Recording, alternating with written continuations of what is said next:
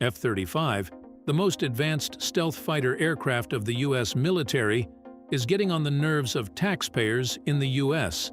The F-35 program, with an initial cost set at $233 billion in 2001, is now projected by the Pentagon to exceed $2 trillion over its entire life cycle.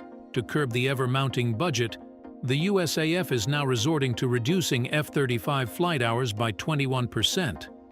Moreover, although Lockheed Martin spent an additional decade beyond its delivery schedule to refine the F-35, a 2023 report revealed that the aircraft was only capable of flying missions just over half the time, a program CNN labeled as a failure at the conceptual level. In light of this disastrous shopping experience for the Pentagon, we had the honor of interviewing Professor Wang Xiangsui, a strategist and retired senior colonel in the People's Liberation Army. His predictions regarding the U.S. military's mindset trap of obsession with achieving technological superiority, made as early as 25 years ago in his book Unrestricted Warfare, now appear alarmingly prescient. Regarding the F-35, Professor Wang shares his most updated thoughts as follows. Concerning the costly F-35 program, I find it quite foolish for the United States Air Force to cut costs by reducing pilot training. How can pilots fully realize the capabilities of these weapons in combat, especially the most advanced ones, if they are not thoroughly trained to achieve the best ergonomics? The issues faced by the F-35 represent woes shared by many advanced weapons. They can be built, but operating them affordably poses a challenge. In particular, the stealth capabilities boasted by both the F-35 and the F-22 require extensive maintenance. The radar-absorbing coating on these aircraft tends to peel off after just a few flights, leading to increased radar signal reflection. Maintenance of their stealth capability could have contributed to the soaring costs of the entire project. From a national strength perspective, the U.S. has always strived to maintain overwhelming military superiority over other countries.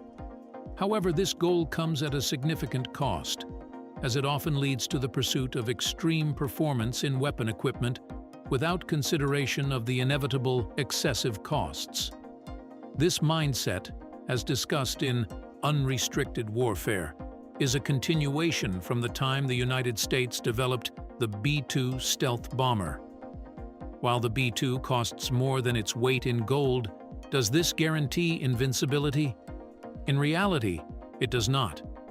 Even for U.S. stealth aircraft, safe penetrations have become increasingly challenging, meaning situations where they can strike without being struck have become less certain.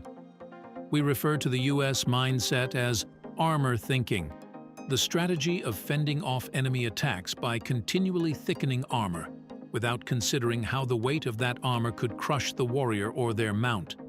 And that's the cost of pursuing extremity. Armor thinking can trace its origin back to the historical superiority of the West in weaponry, stemming from its early emphasis on individualization.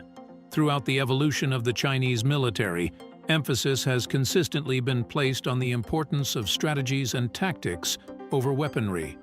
However, when facing third-world countries, the U.S. and other Western nations have consistently relied on overwhelming superiority in military technologies as their primary strategy.